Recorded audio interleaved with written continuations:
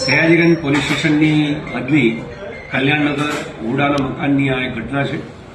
એક પુખ્ત વયની મહિલા 4 એપ્રિલે સયાજીગંજ પોલીસ સ્ટેશનમાં પોતાની ફરિયાદ હકીકત રજૂ કરેલી કે ભાઈ પોતે પોતાનો અંગત પળનો વિડીયો બાથરૂમના બારીમાંથી એક વ્યક્તિએ ઉતારેલો, જેના અનુસંધાને ભારતીય ન્યાય સંહિતા 77 મુજબનો ગુનો મહિલાની ફરિયાદ આધારે રજીસ્ટર કરવામાં આવેલો છે. ગુનાની ગંભીરતા જોતા તાત્કાલિક અસરથી પોલીસે ગુનાવાળી જગ્યાનું પંચનામું તેમજ અન્ય પુરાવા એકત્રિત કર્યા હતા. પુરાવા આધારે આ કામનો સંડોવાયેલ આરોપી હારૂન હાફિઝ અલી પઠાણ કે જે 20 વર્ષનો છે, એની પોલીસે ધરપકડ કરી છે.